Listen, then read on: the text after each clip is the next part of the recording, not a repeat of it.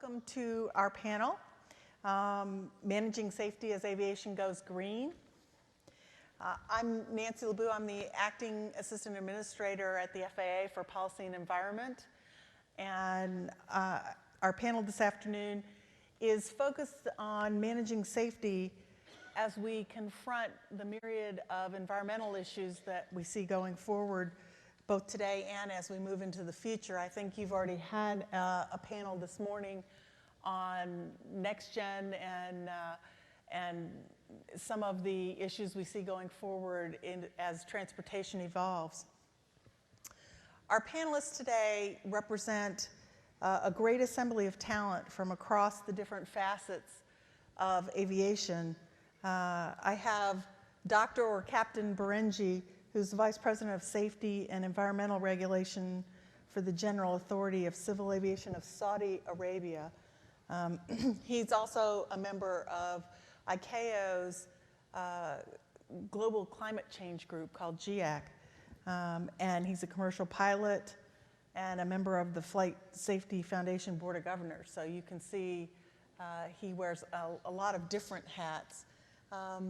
Next to him is Paul Schenk, who's the Deputy Executive Director of Maryland's Aviation Administration, overseeing BWI, among other things, with 25 years of experience in airport development, GA pilot, also a licensed commercial pilot, and a professional engineer.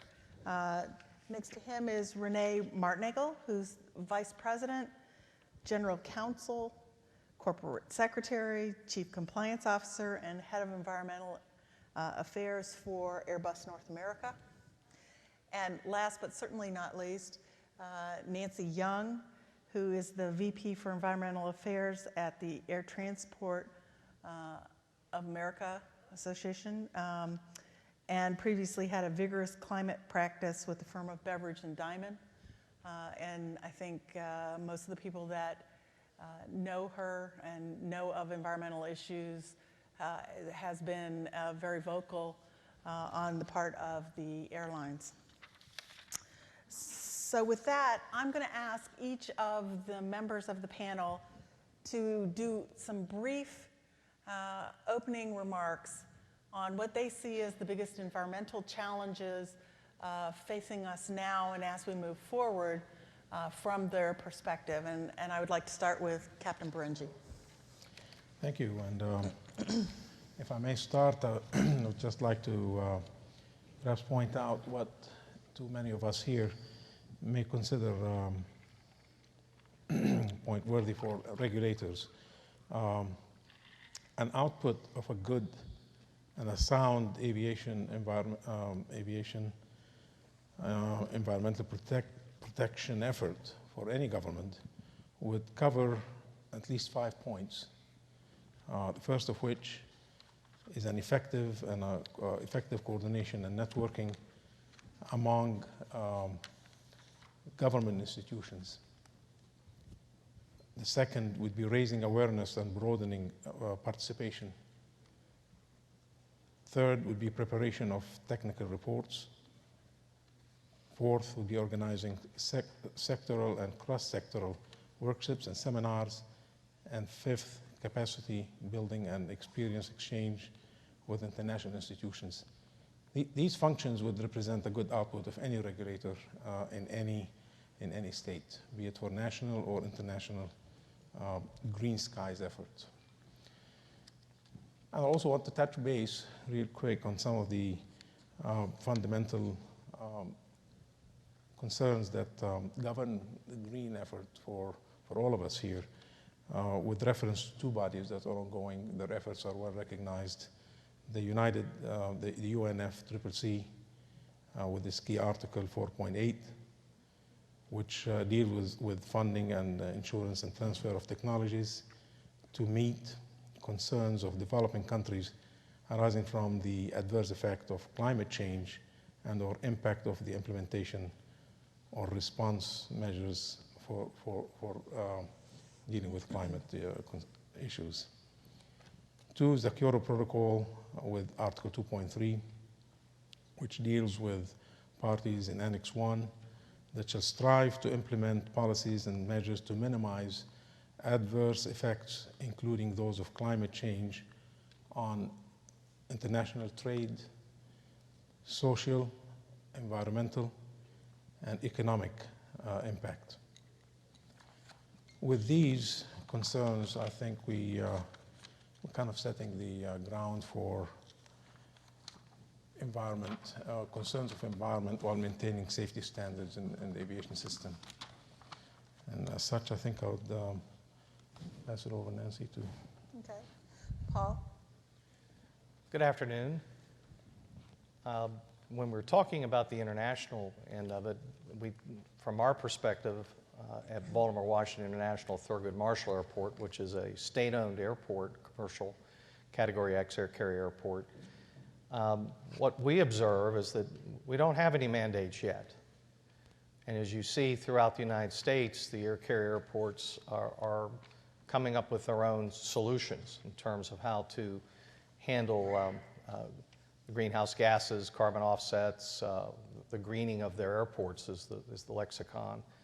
And in our particular case, though, we are responding at our airport to legislative mandates at the state level, which have set energy reduction guidelines, have set carbon greenhouse gas reduction guidelines. So we're a little bit ahead of the game, but it's, as I said, it's at the state level. And so we're working towards meeting those initiatives. In particular, our goal is by 2015 to have a 15% reduction in our energy consumption at our airport, and through the Regional Greenhouse Gas Initiative to reduce greenhouse gas back to relative to 2006 levels, 25% reduction. And in addition, on the sustainability side, to at the minimum for all new facilities have what would be called LEED silver for new structures. And throughout the United States, the other air carrier airports are doing similar types of programs. And some specific examples, I said I would give one. We've identified through our energy analysis for our airport that about 13 different programs that we can implement that save literally millions of dollars. They pay for themselves, and that's very important when we're trying to interact with our tenants, the carriers, because what we're seeing is that it can be a win-win. We can reduce our costs and at the same time reduce the environmental impacts. And so that's a positive effect. But for this particular conversation, what we also noticed is that a number of the greenhouse gas initiative reductions also can improve safety at our airport. One example, it's a leading candidate to be implemented, is to put in cogeneration at our airport. Well, if we produce our own power, that obviously increases our redundancy in available power sources so that we don't experience power outages, as an example. In addition, we can use alternative energy manufacturing sources other than the coal-based. So it's a positive effect, and that's just one I wanted to put out to you today. Okay. Renee? I'm with Airbus, and as an industry leader, we see that we have 3 levels of environmental responsibility. At the local level, we are a manufacturer with plants that we operate and own. And at the next level, we produce a product that is put out there into the environment that is responsible for noise and for emissions, the 2 biggest environmental concerns in this industry. And at the top level, we are an industry leader, along with Boeing and the engine manufacturers, who we believe, as an industry leader, we feel that we should take a role in helping to form policy and to cause policy to be implemented. And so what are the biggest environmental issues at each of those levels? At the bottom level, as a local manufacturer, I would say right now the biggest issue that we have is getting ready for REACH. And I don't know if you folks know about REACH, but it is a European law that tries to chronicle and catalog every toxic chemical that is in use in the European Union. And the threshold is a ton. Lots of things, when you're talking about a big aircraft, are a ton. And on November 30th, which was by Sunday, you had to have pre-registered all of the chemicals that you intend to use. And it's hard for us to pre-register chemicals unless we know what our suppliers are sending to us and what the suppliers are sending to them. And so we had to reach down into the supply chain and then pull that up through our own pre-registration. So that's been very difficult. At the aircraft production level, I would say that the biggest issue right now is responding to the claims that are being made by a lot of circles about environmental issues relating to emissions. And so we are being asked to try and reduce emissions by the airlines, both for fuel savings and cost savings, and also for environmental issues. So for us, that means technological fixes. It means working on operations with the airlines. It means talking to the engine guys about their new technology. And finally, as industry leaders, I would say the biggest issue facing all of us right now is to reach a consensus on how to deal with emissions. We all know that Kyoto allowed ICAO to take the lead on aviation matters with respect to emissions.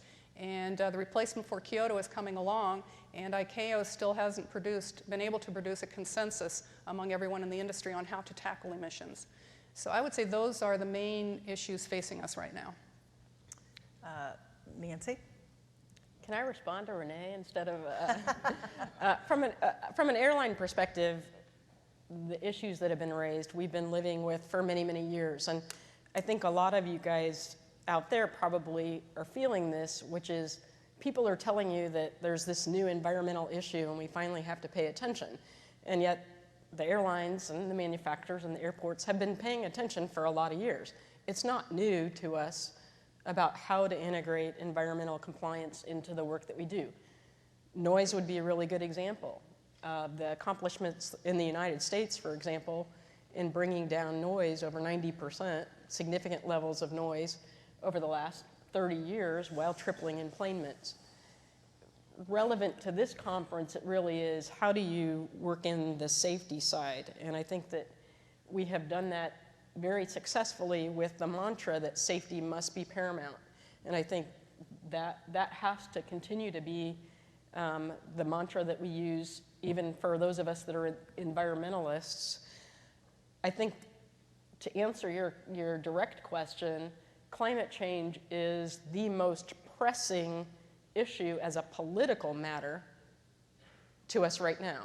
And I think we have to worry very much about how those policies are going to integrate in our technology, in our operations, our infrastructure, and in the economics of what we do so that we can continue to have a vital industry and so that we can continue to make sure that safety is optimal. And I'll give one tiny example later rebutting what Renee said, but which is on the de-icing fluid. We have for many years had this little bit of a tussle about trying to reduce the toxicity in de-icing fluid. Nobody is more motivated to do that than the airlines, for example. We work very closely with our manufacturers to do that, but you have to make sure that the pilot in command has the authority to use as much de-icing fluid as he needs, and we've got to make sure that we have good quality de-icing fluid at the airport. So those are the types of issues that you have to think about when you're thinking about the next environmental mandate. I'd like to kick this off with my first question to Paul, and say airports face a lot of the issues that both Renee and Nancy and Captain Berengi have raised, but often have very activist local communities. And how do you put forward the balance between things like noise, which seems gets most of the focal press in the US and most of the activism, as opposed to something like emissions, which have a global impact. But typically, if there's a noise versus emissions trade-off to be made in the US, local communities favor noise. Well, you hit it on the head. From our perspective, we're going to have to involve the public in the conversation. In terms, we always take into consideration, in fact, I encourage the engineers that work with me to walk in the shoes of our tenants and our carriers to understand it from their perspective. And a good example was the de-icing fluid concern, because there's a national shortage right now that we're facing with some of the de-icing materials that we're using at our airport. And we're actually working with the carriers to do a pilot that would use the glycerin polypropyl glycol to reduce the dependency on a material that's right now has a shortage, potential shortage.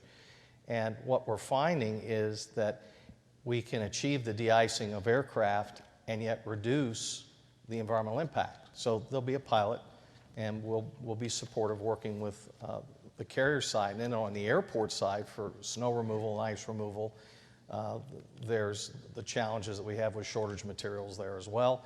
And what we did, working on the technical side, again with the community, because we have to be very sensitive to this, is we modeled what would be the optional, if using different materials for de-icing, what would be the impacts on the environment. And then we shared it with our sister agency, the Maryland Department of Environment, which then puts it into the public domain so that they can see that we are proactively trying to anticipate what the impact might be on the environment before it occurs.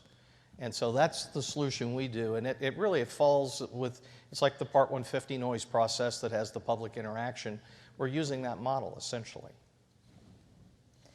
I'd like to address Captain Berengi. So you've heard some of the local pressures we get in the U.S. In Saudi Arabia. How do the people there and in neighboring countries view the issues of environmental footprint of aviation?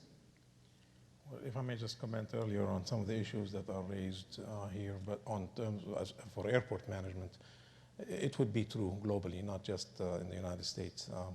But airport design and associated issues would have a very powerful impact on fuel saving, and that would touch on operational procedures. I mean, you could start, for example, by having sources of power to aircraft where the APU could remain turned off until almost the last 10, 15 minutes prior to engine start and pushback. That would be an example of preparing an airport so that now all airports globally or Middle East or here would have that facility made readily available.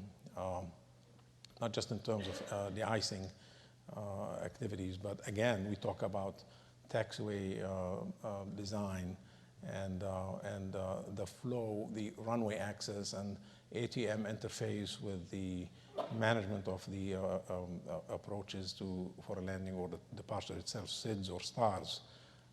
So there's a lot of work to be done with airports in order to introduce a factor of fuel saving by keeping the time to a minimum. Some airports may not be as critical, but other airports, like as I've just come yesterday from Saudi Arabia, we're looking at during this period of time at a movement every 1 minute and 20 seconds. Now, all it takes is just either a controller that's not up to speed or a design that was not well prepared, and you will end up with 100 tons of fuel being burned. When we talk about environment, and we talk about aviation, and we talk about aircraft in particular, at the end of the day, it's burning fossil fuel, which I think Nancy has given me some data that she gathered earlier.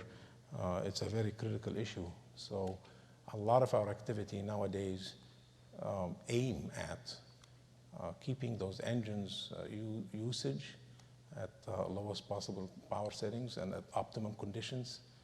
And there's a lot to say when it comes to airport management in the big picture.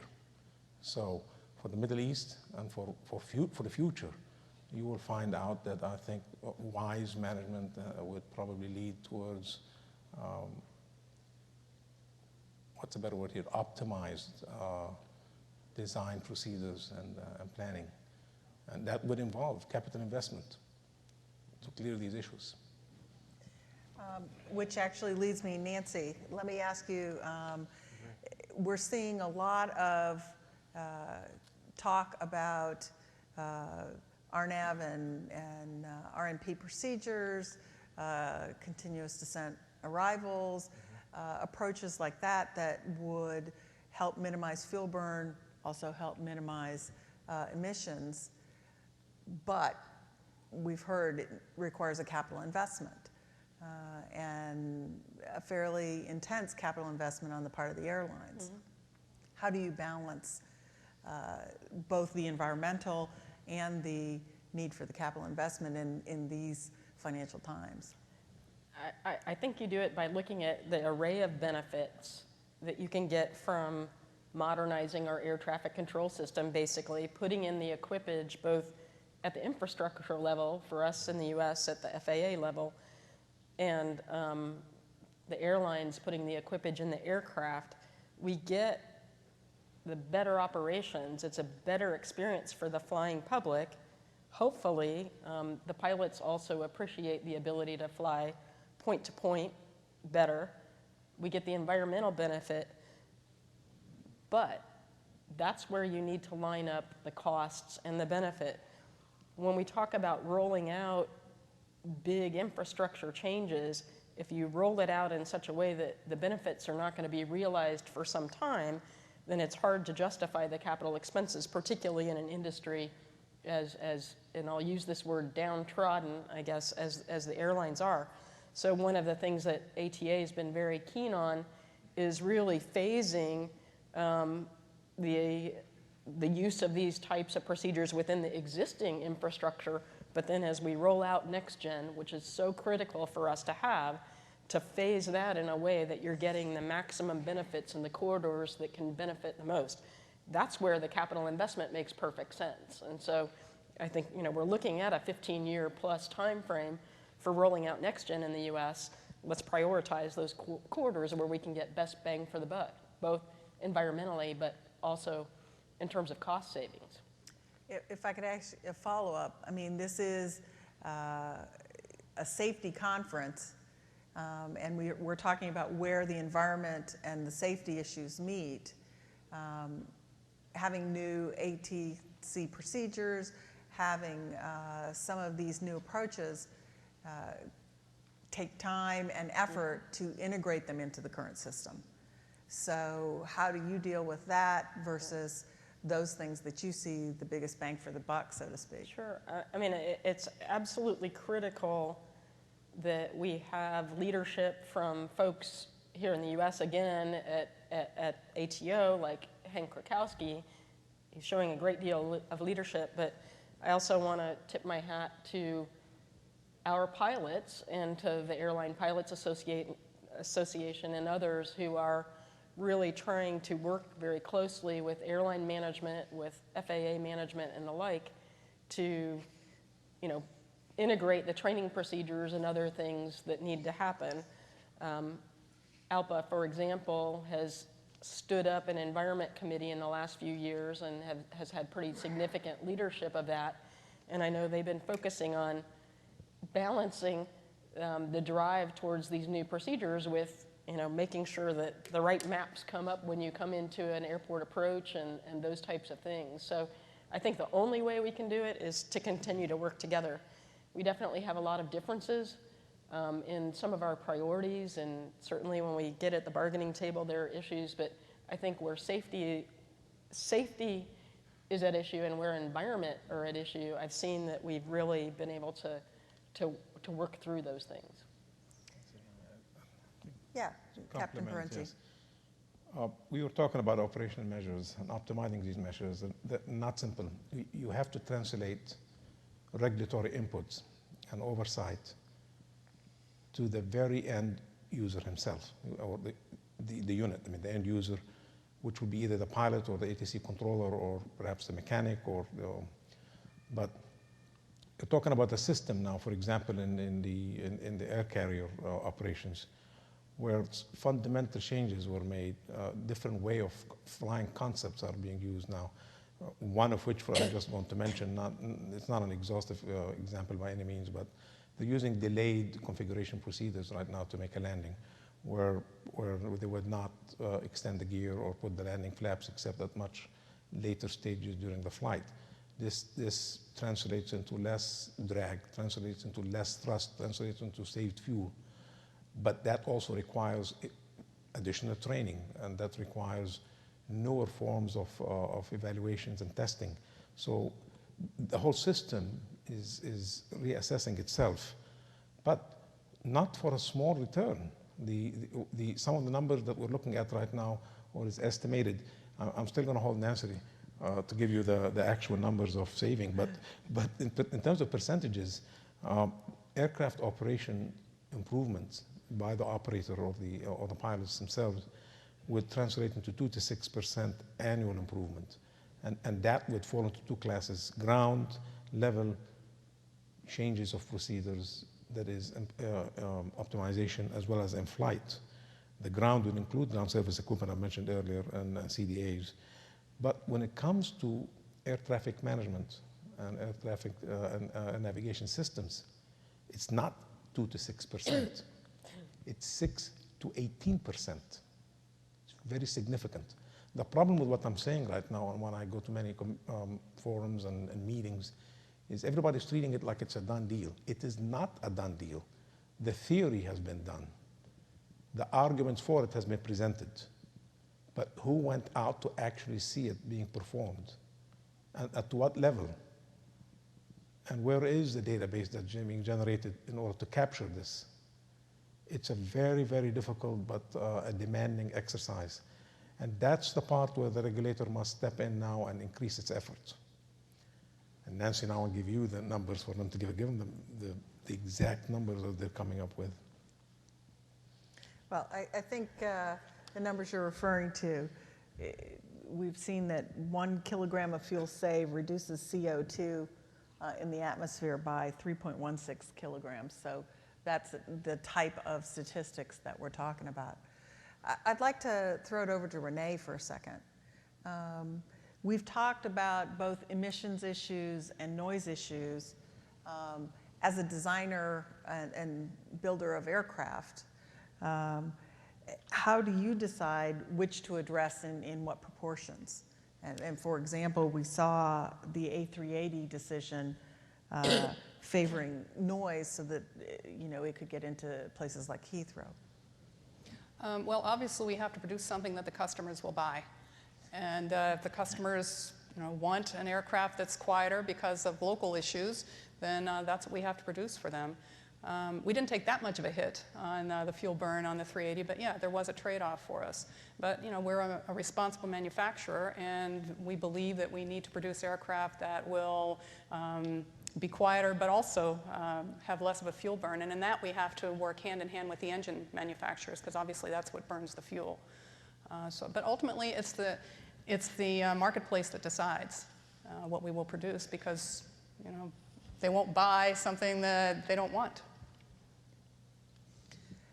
Paul, we've heard from Captain Berengi about the types of issues he's facing in Saudi Arabia. And we've heard from you about some of the things that you're doing locally. What advice would you give to airports in developing countries like India or China, where we're seeing this explosive growth? Well, I've had the opportunity to work with some of those nations that are doing amazing development projects, and I would have to hear the captain's comment on designing a facility that's efficient for a new facility. That's essential. I mean, the example of Baltimore Washington International Friendship Airport, when it was opened in 1950, it was designed to a standard that existed during World War II era. It was master planned during the war, and by the time it was opened in 1950, under the old standard, designed to the DC-3 as the design aircraft, the airport had crosswind runways all over the place, not parallel runways. So its first Cold War era airport, it was obsolete day one in terms of the new standard, post 1950s. So designing the airport properly, looking to the future, is essential. One. Two is, this is important. The design should be sustainable. It's very hard to go back and take facilities and make them green. It's far less expensive to start out with them being green, being sustainable. And I think that's a key item that has to be considered as well. I'd like to shift gears just a little bit and talk about there's significant interest in developing biofuels We're seeing that across all sectors of transportation, but there is a lot going on in the aviation sector. And that looks like something that holds a great deal of promise for reducing emissions. But there are issues both of scalability and of safety and certification. Nancy, can you talk a little bit about how you see us addressing safety issues as we move forward in those efforts? Sure. First, I want to apologize for coughing in everybody's ear. I was hoping that with this cold I'd have that sexy voice by the time I was going to talk to you guys today, but it didn't happen. Biofuels, very, very big, and actually there's a theme underneath there that really gets to something that I'd like to touch on more in this conversation, which is the airlines and the manufacturers were already pursuing biofuels before people really said, hey, there could be a big climate change benefit of that. Why? Because fuel is our #1 cost center, which drives us to be as fuel efficient as possible, which drives us to have as low greenhouse gas emissions as possible, and we want to deal with fuel price volatility and other things, and so we have incentives to address biofuel. That was like not at all responsive to your question, but I think part of the conversation is we're sitting here thinking about where we're going with regulatory efforts on environment, and my point is there's been a lot going on in aside from the regulatory environment that's very, very important, even if it ultimately gets into the regulatory environment. Now, again, to your specific question.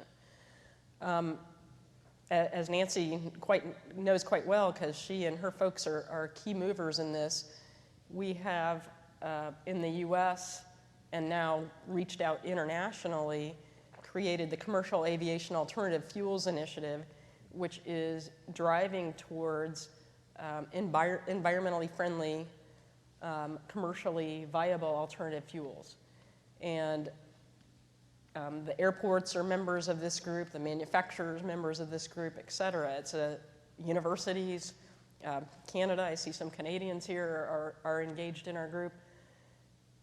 We want to make alternative fuels a reality for aviation.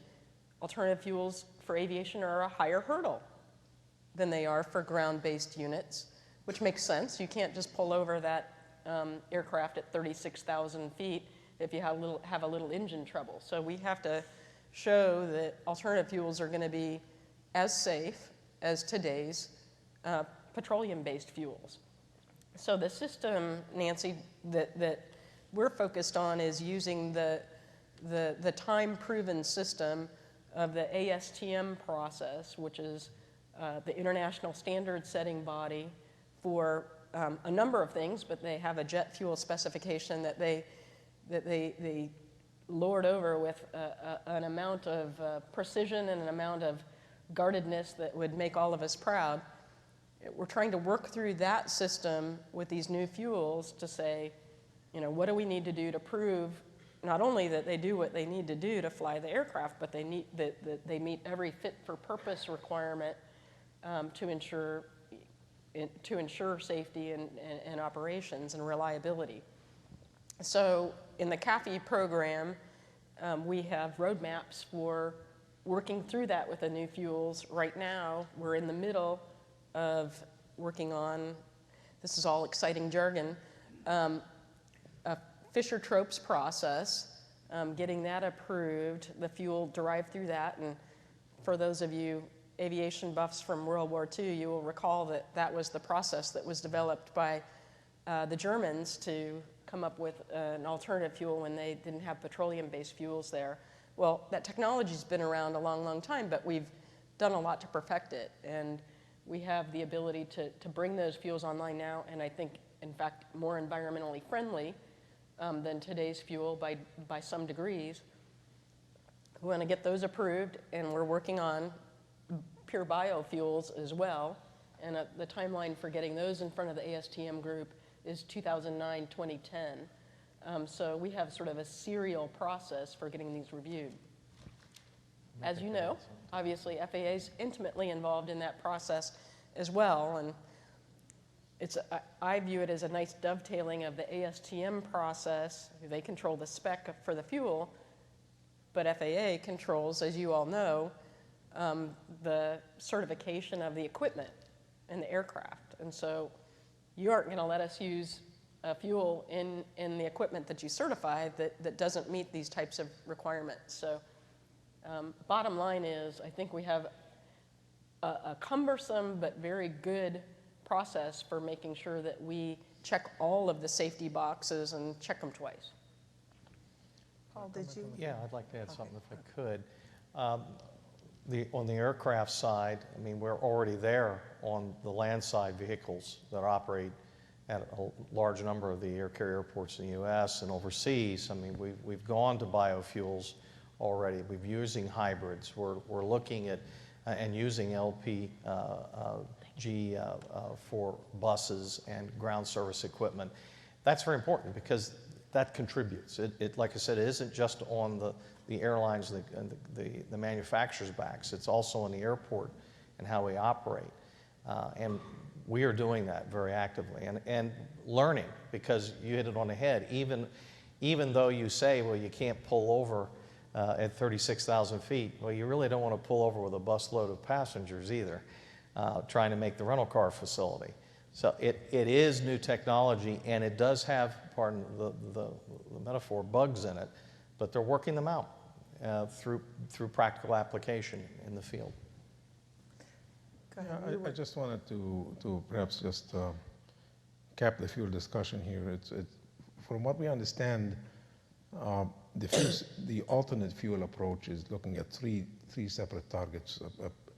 First one is kind of present term, short term, which deals with synthetic fuels, and there's a lot of work being done there, but it's within reach. The medium term, though, is the one that was mentioned by Nancy, which is biofuels, which eventually will lead to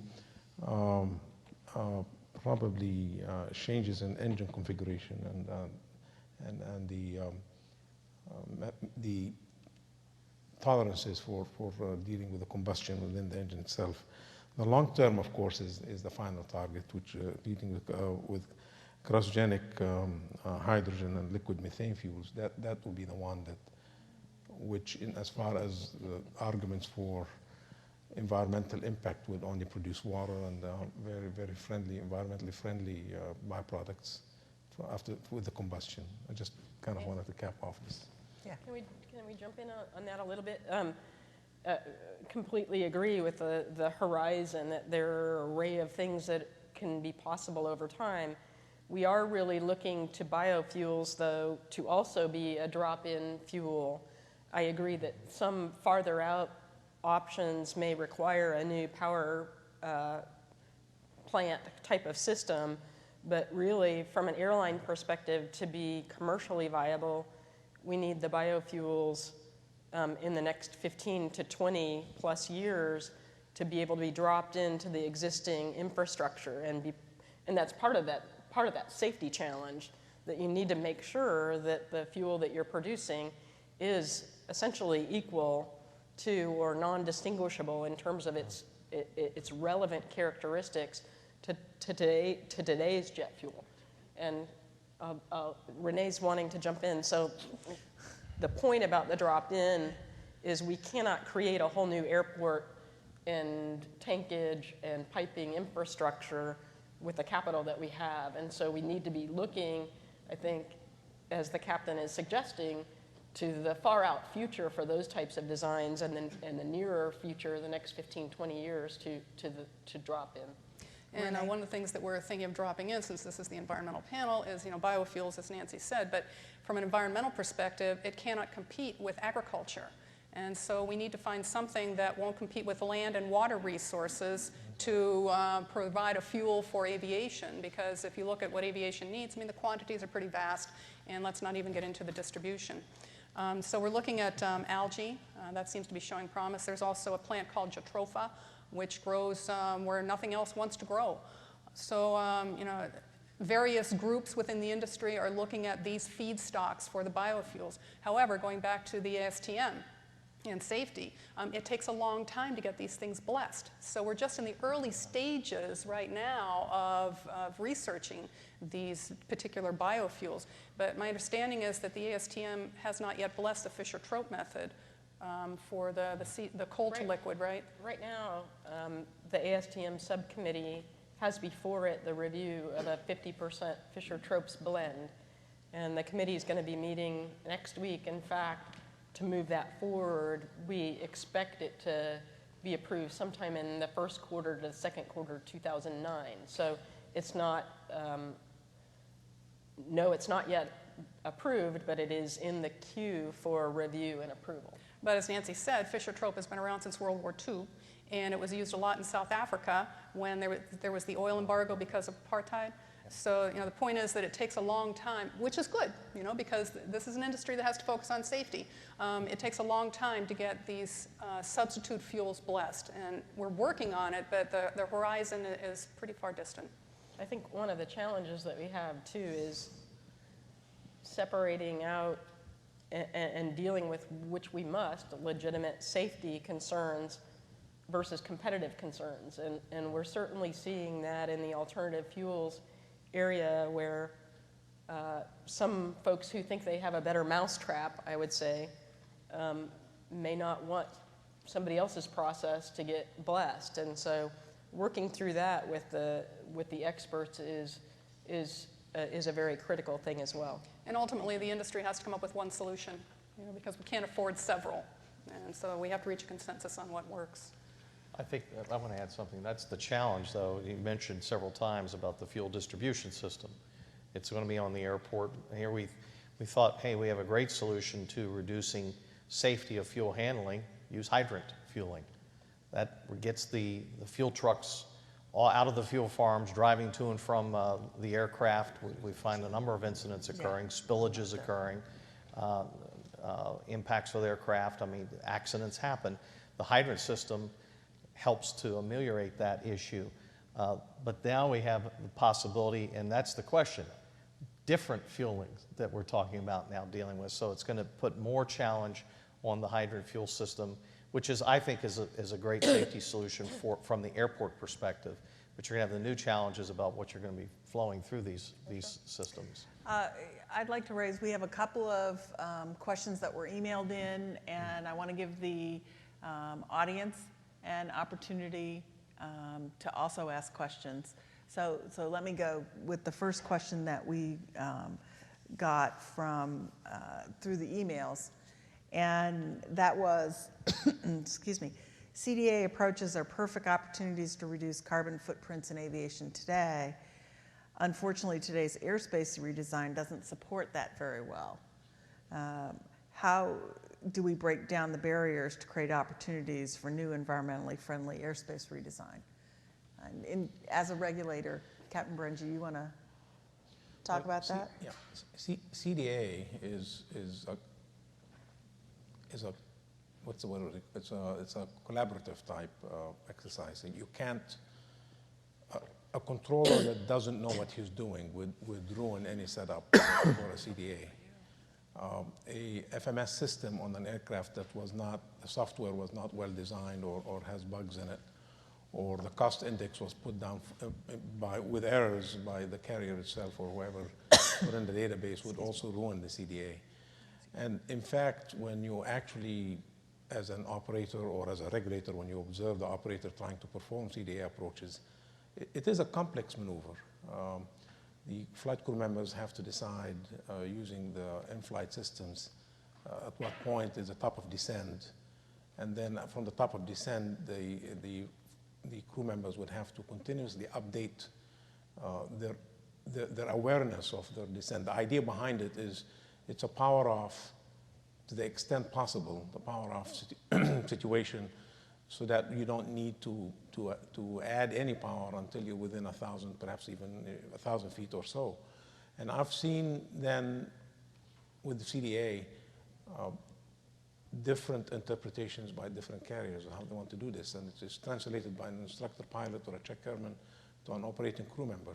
So if they don't know what they're doing, you would see variations of how they try to implement it, where people, for example, they would use controls on vertical speed and are not sensitive to the thrust levers position, so that there could be power added and taken during a CDA. In their opinion, this is a CDA, but when you look at it from the environmental point of view, this was not a CDA. Well, if you want to talk mathematically, it was a constant descent arrival. But if you want to talk from the environmental point of view, the engine was running up and down as it needed to maintain that profile. So as I explained earlier, or perhaps mentioned earlier, CDA is a complex maneuver, and it has to be introduced properly to an operator and to a controller, and as well as a system design. So you'd have to go to an airport and sit with experts who would do the arrivals, the stars, and the SIDS, but in this case it has to be the stars. Take the predominant winds, get specific points, get the controllers used to at what point that flight would be clear to descend, and then also the carriers would have to work diligently to figure out the effectiveness of the procedures. I kind of maybe over-explained it, but CDA is a powerful instrument that would save fuel, provided it's used correctly. No, I think you actually gave us a very valuable explanation of some of the challenges we have in front of us in dealing with trying to create more environmentally friendly procedures. Are there any questions from the audience? If not, I'll go to another email question we've gotten in, which is, advanced engine technology research has historically been regarded as a long process in excess of 10 years. Fielding new engine technology is also a very long process in excess of 10 years. Given that substantial emission reductions are being called for in Europe, even as soon as 2012 with their new emissions trading system, what do you see needs to be done to abbreviate the R&D process and to advance improvements in the short term? So Renee, why don't I? I'll start it out, and I wish we had an engine person up here. Actually, I think that time frame is being shortened somewhat because everyone feels the urgency. And all three of the major manufacturers, Pratt, GE, and Rolls-Royce, have been developing and are testing engines that have reduced fuel burn. And they each have followed a different philosophy, which is very interesting. From Pratt's geared turbofan, and GE has the LEAP X, and Rolls-Royce is working on the open rotor. Each of them will reduce the fuel burn. And like I said, they're all in testing right now. So I think that the 20-year horizon, if I added 10 and 10 correctly, is actually being reduced right now because the industry is pushing it and the customers want it. I would agree that is true. There has been a tremendous amount of focus on this issue and fuel efficiency for a long, long time. I mean, the sort of the win-win between fuel efficiency and climate change, which is every drop of fuel that you don't burn, as you said before, Nancy, saves emissions. So that's pretty key, and we've been driving that. The concern I have is looking at things like Pratt & Whitney's Pure Power geared turbofan, that they will tell you resulted in significant part from some of the U.S. research and development programs that were part of our public-private partnership for breakthrough technologies like 20 years ago. And so I agree with Renee that there's a tremendous amount of focus now on how do you integrate these into the product line and what do you do for the next generation. But I'm worried that the pipeline is not going to be well stoked because, at least in the U.S., in the last 10 years, our Congress has seen fit to reduce the funding for NASA and FAA research and development programs, including environmental R&D for aeronautics, by about 50%. Maybe that's not a problem, though, because in Europe, in the last couple of years, they've tripled or quadrupled through their Clean Sky program, their public-private partnership funds. And so if we decide that we want our environmental and aerospace innovations to come out of Europe, maybe we're just fine. That's a very facetious way of saying I think the U.S. has abdicated its responsibility to do what needs to be done in research and development, and we need to get off the dime. We need to authorize these programs if we want the kind of environmental improvements that we all say we want. I don't have an opinion there, but. I have another question from the emails, and it goes to, we're seeing new international environmental mandates through the ETS, and I understand EASA is coming out with something. We've seen from our own EPA a potential rulemaking on new environmental mandates that could potentially adversely affect safety.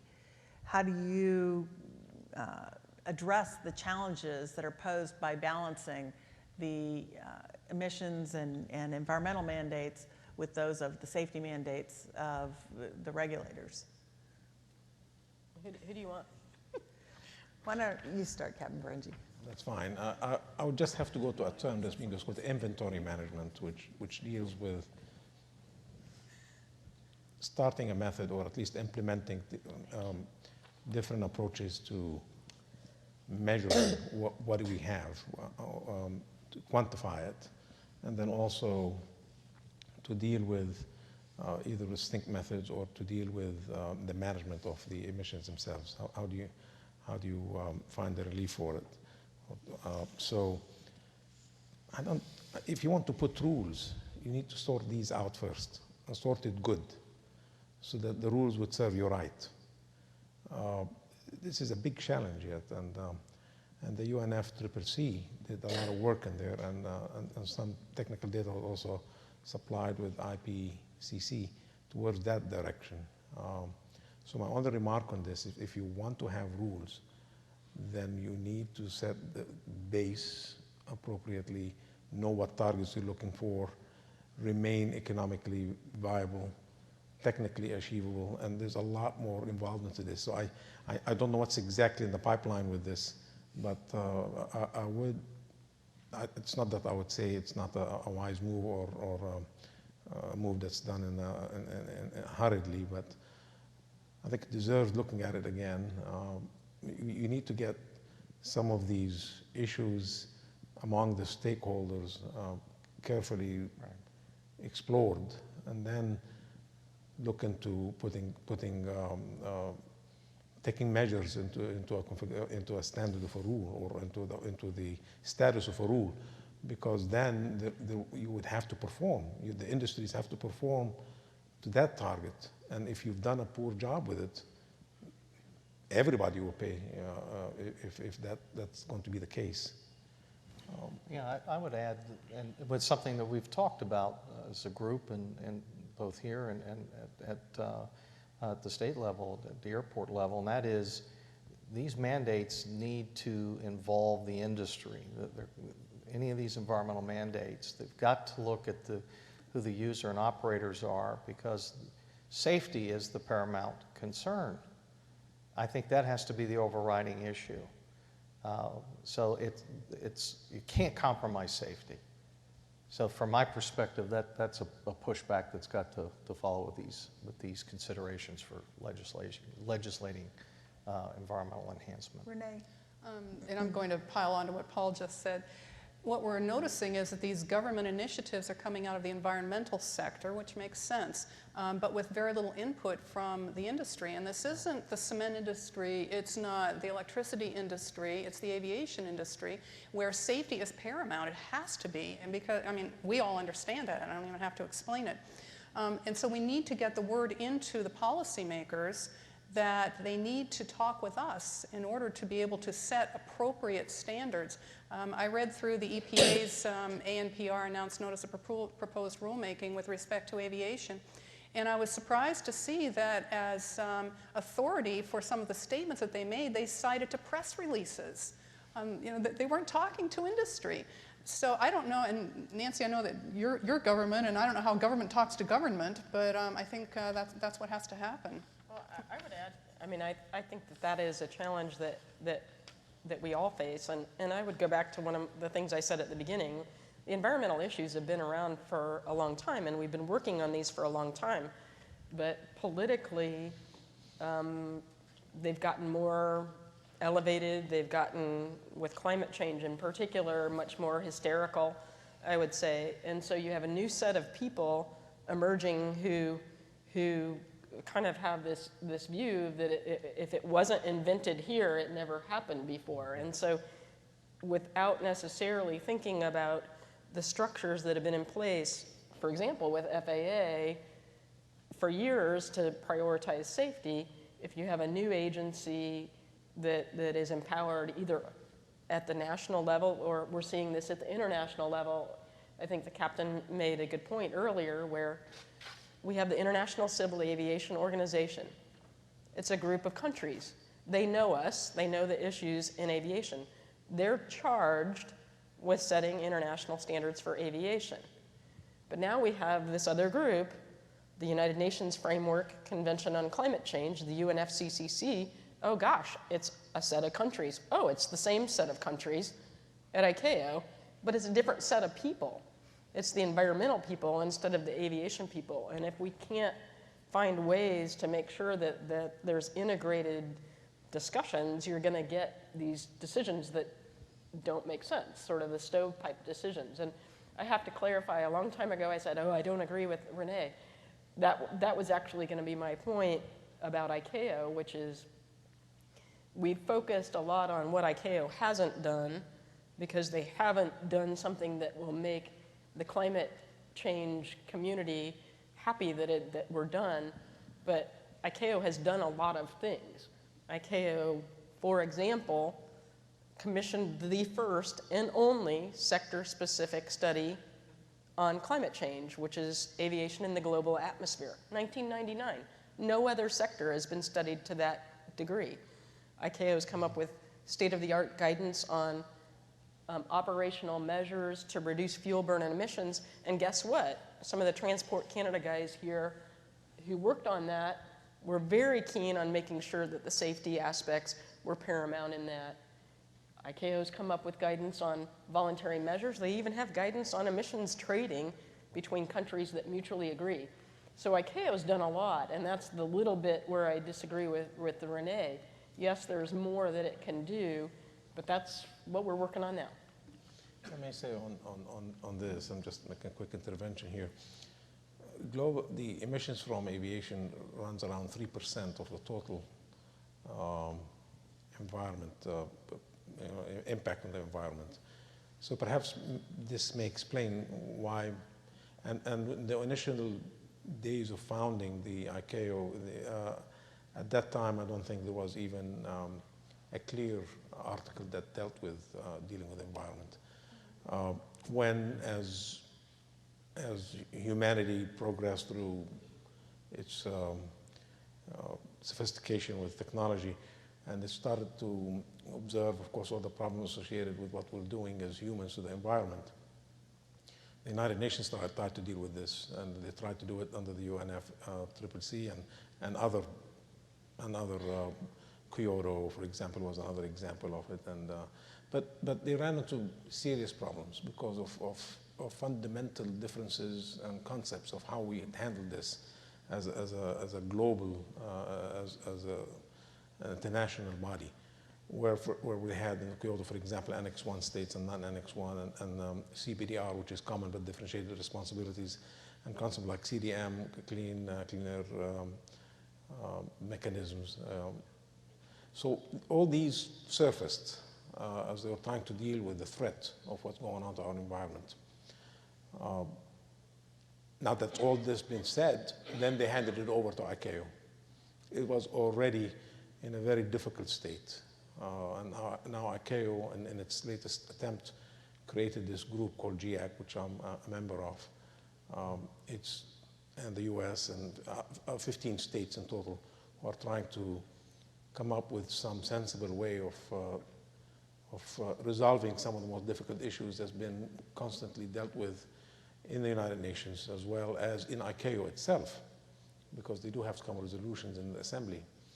So are there successes coming down our way? Perhaps. It depends on how creative we'll be. It depends on also our state. I mean, if we do look at it, again, with some constraints, like we keep some issues always alive in our mind. Like we can't, first of all, safety, as everybody agrees, can't be compromised.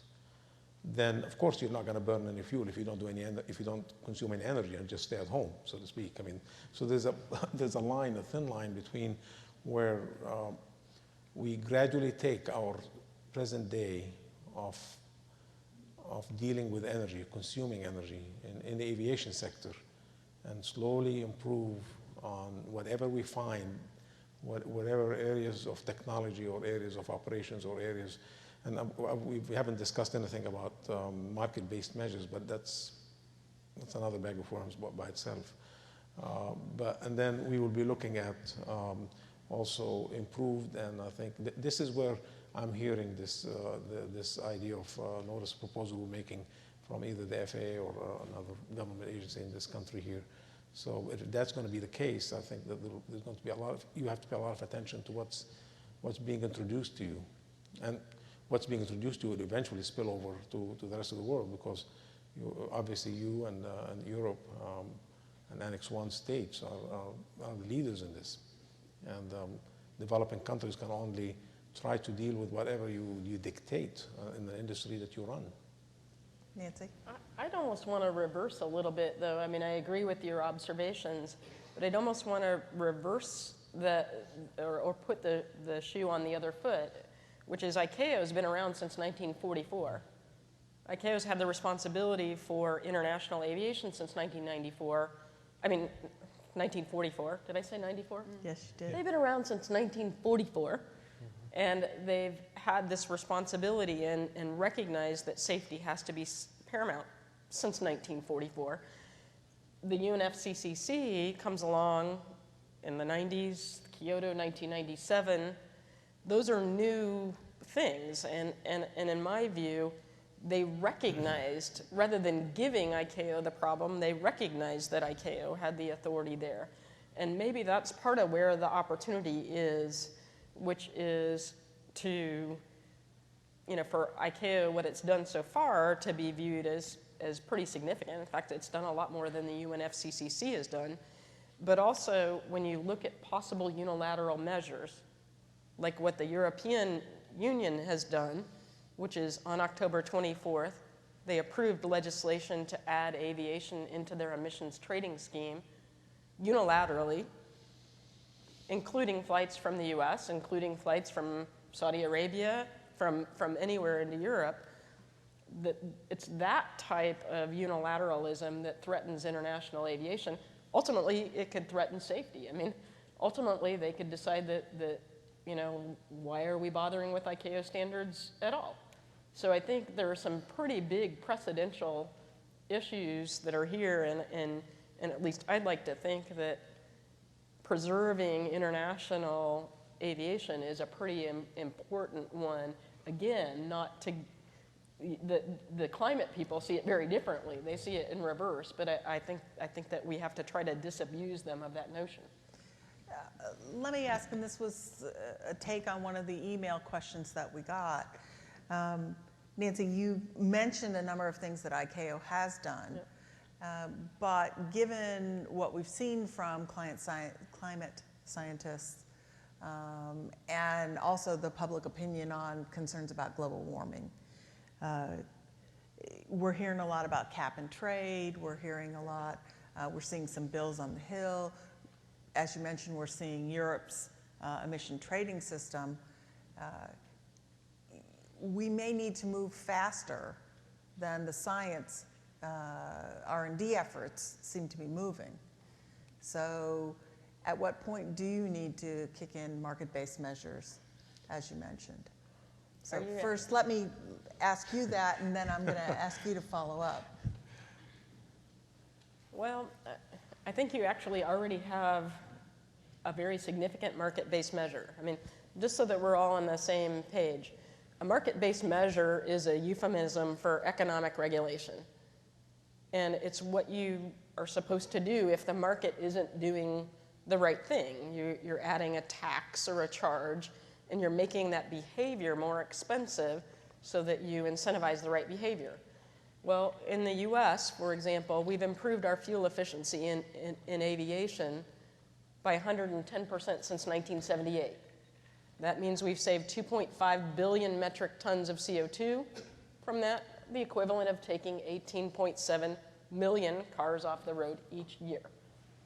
So that's looking backwards, as you say. Looking forwards, the Air Transport Association carriers have committed to an additional 30% fuel efficiency improvement through 2025. So that's going to also save a significant amount of carbon dioxide, about the equivalent of another 13 million cars taken off the road each year. So we have these technology advancements that we are moving forward through our purchase of new aircraft, through our operations and the like, to get those kinds of figures. Then you have what the next generation air transportation system may bring, which is an additional percentage of environmental and efficiency improvement. Then you have the biofuels, the synthetic fuels first, and the biofuels that we are hoping to bring online in the 2011-2012 timeframe and thereafter. And I would posit from that, Nancy, it's a real question to me about whether a one-size-fits-all cap-and-trade system makes sense for aviation. Do you just, say power plants, which are 38% of the greenhouse gas emissions in the U.S., they have this target, and aviation, which is only 2% of the greenhouse gas emissions, has the same target? And my answer to that would be no. So I think we need to be looking at the types of measures that I laid out, and I think that's exactly what ICAO is looking at.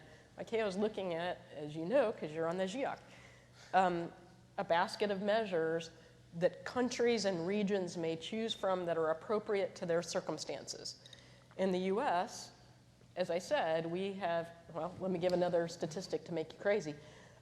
Since 2000, we've reduced our fuel burn by about 3% while moving 20% more cargo and passengers. That means that we've saved 3% greenhouse gas emissions.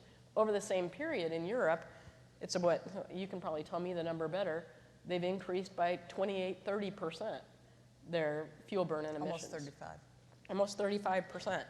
And so does that mean that the measures that are right for them are right for those of us in the US? I would argue that they're not. So my word now is calibrate. Whatever system we have, if it's going to be politically mandated, we should calibrate that system for the industries, the sectors, and the states and the regions that are participating in it. Did I avoid answering your question? Yeah, Go ahead, Captain. emergency trade systems. It's emission trading systems. We got my mind all mixed up to emergency here, but it's almost at that level. But the catch is this: it doesn't. Any trading schemes doesn't mitigate emissions in the atmosphere. It's just one way for us as a civilization trying to deal with it. If the money is cycled back into the system appropriately, and if it's wisely managed to where it's leading to better technology or perhaps to offsetting the impact of environmental damage. But rather than just talk with my own, I do have with me in my hand, if you will bear with me for a minute, then I will read you just what was written on this subject, which is fairly detailed and comprehensive, but I'll take a minute. The guidance on emissions trading addresses the aviation-specific options for the various elements of trading systems, and they list a whole bunch of concerns, one of which are accountable entities, identifying them, emission source included, emission species included, international domestic emissions, geographical scope, jurisdiction, where is it done? Especially it gets complex when you're flying a piece of equipment or moving a ship from one place to another. Trading units, integration and linking, types of trading systems, allowance, distribution, benchmarking, and monitoring, reporting, verification, and enforcement. Very complex system if you want to deal with the emissions trading system.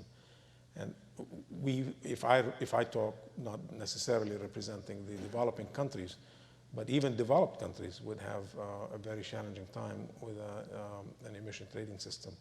And as Nancy has mentioned earlier, that did not mean we looked at it and we still had increased emissions from Europe as opposed to here or other places. So I'm not, and one day perhaps we could, through economists, some smart economists or some creative way of approaching it, could develop a trading system that's fair and somehow can self-feed methodologies that will mitigate emissions into the environment. Better off now to try to, for one thing, approach it without a mutual consent attitude towards it would be very difficult, very, very difficult, and will not pass, most likely, in the United Nations environment. But we should not, by common sense, we should not sit back and make unilateral decisions of our own, and it should continuously be discussed and explored and perhaps changed to a point where it is either brought to a level of acceptance or a level of practical implementation. Can I add something too? Yeah. Nancy? Earlier in the year, we had a environmental peer review get together in Paris, and this subject came up, and we were looking at it from the perspective of the airport. And as I said, in partnership with the air carrier industry, we don't put the burdens not exclusively on the airlines and the manufacturers, it's also on the airports. And so what we looked at is, well, what does it cost to make these airports green? What is the sustainability capital investment to bring the airports towards reduced carbon output or even carbon neutral? There are some airports that are considering policies that are carbon negative. And that the lead concept of silver, gold, and platinum is a good example. Platinum essentially hitting neutrality in terms of carbon production. But what was interesting is, but it takes a significant investment to implement these things. And as I advised on new airports, start out this way and it's less expensive. And that was one of the things that was discussed.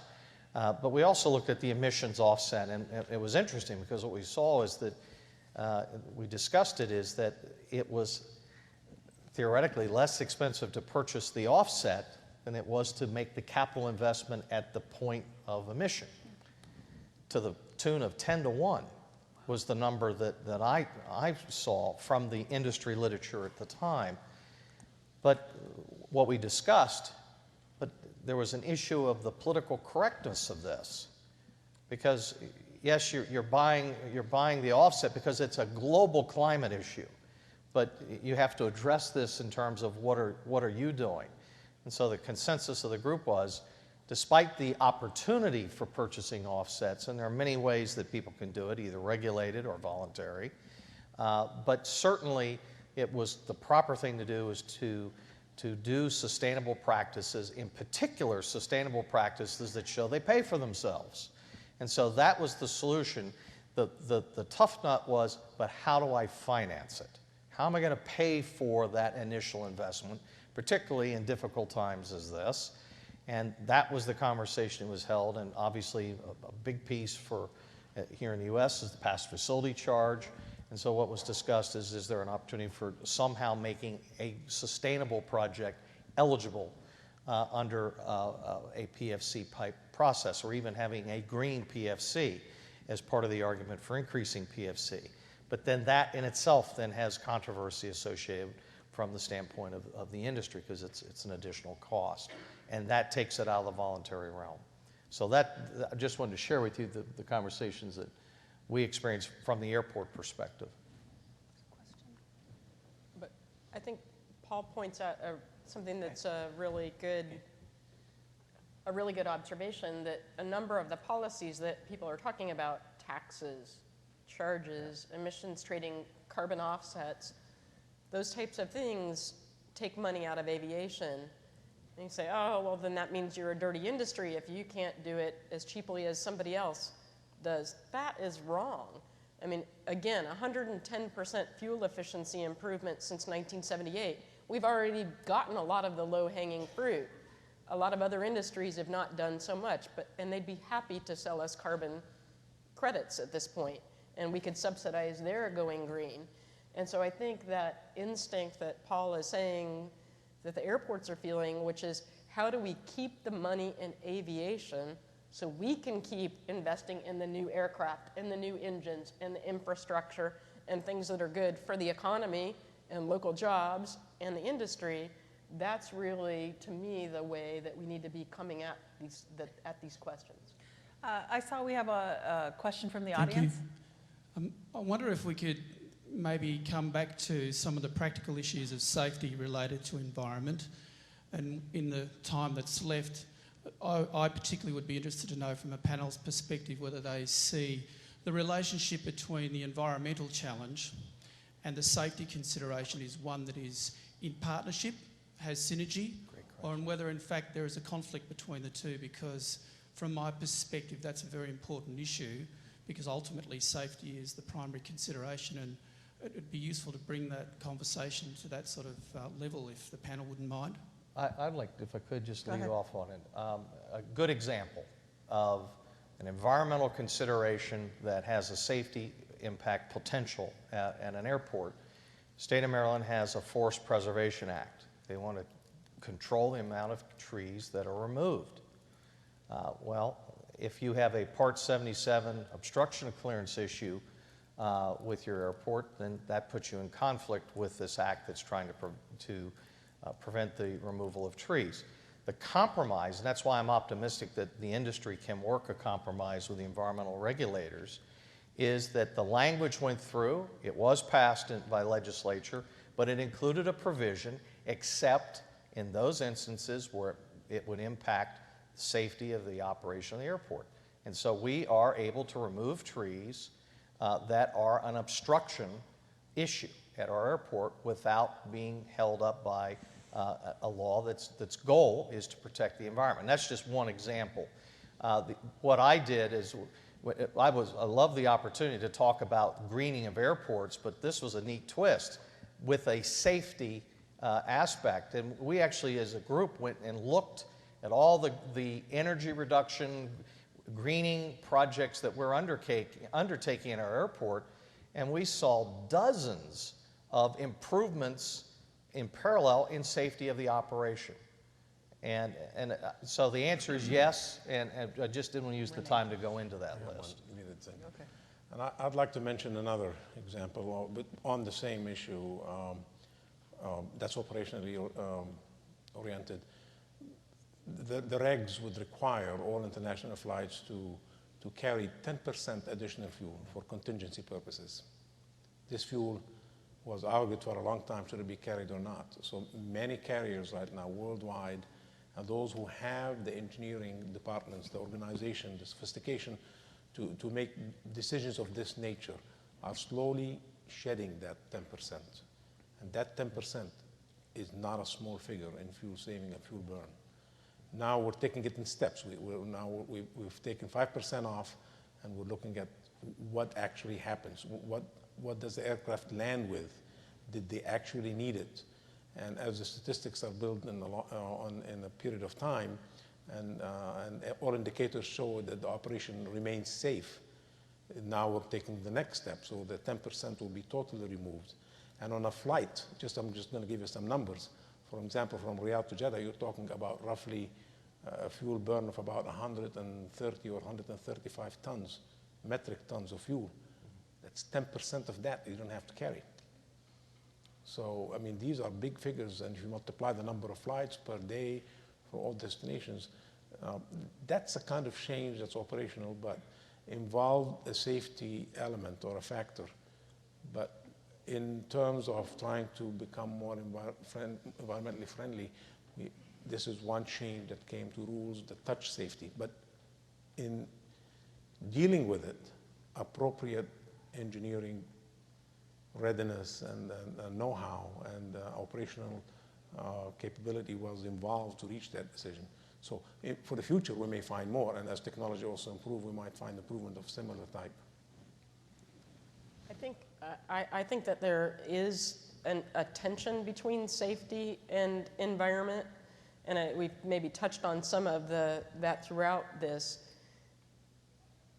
As an aviation environmental person, I would say that safety has always got to be paramount, so there shouldn't be that tension. It should trump, but I think some of the examples that we've given are where regulators who think that they know better than the aviation experts in their own government or in industry have come up with ideas that they're trying to promote in the name of environment. I think that there can be a risk. An example is EASA in Europe recently put out a consultation, and that consultation said, we've mainly done a lot of safety-related certification and other stuff, and we want to get more involved in the environment. And among the ideas that we have is we could tell the pilot in command that they have to do X. They have to fly their aircraft X way to be more environmentally friendly. Or we have to tell the airline that they need to do maintenance this way to be more environmentally friendly. And that's when we start to get very, very concerned as airlines or pilots get very, very concerned that is stepping into an area where an agency is maybe overstepping at the risk of safety. I think it's critical that statutes and regulations as they come online have that term that safety must be paramount. And for example, in our own Clean Air Act, we have a provision that says when you set an aircraft engine emissions standard, it has to be subject to FAA's safety review. That's pretty darn important. And so we need to keep those types of provisions in all of the environmental requirements that have to do with aviation. And they're not everywhere. Renee. I think what we're seeing right now, although there is occasionally in discrete circumstances a tension between environmental issues and safety, but I think more of what we're seeing right now is an economic tension. As everyone's trying to decide, well, how do we get emissions down? Well, that means maybe flying less or burning less fuel or something. I think that in order to prevent the safety and environmental aspects from colliding, there needs to be, as Nancy said, a dialogue with the regulators. I mentioned earlier I'd read through the EPA's ANPR, and I was a little concerned by their naivete on aviation.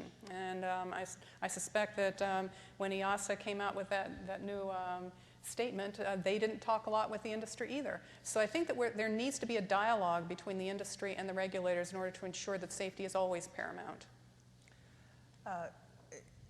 I would raise, though, that we're seeing a lot of activity on a lot of different fronts by regulators, both local, national, international. Is that a signal, in fact, that despite the impressive improvements that you've seen over the life of aviation, that we're not moving fast enough? Go ahead, Renee. I feel like I need to address this because Nancy's been pinging me the whole time. Airbus believes that ICAO should take the lead on behalf of aviation, but I think that, as you said, the other Nancy on the other end, what we're seeing is that people don't perceive us as moving quickly enough. And so that's why we're getting these lobs in from other areas of governments trying to affect aviation.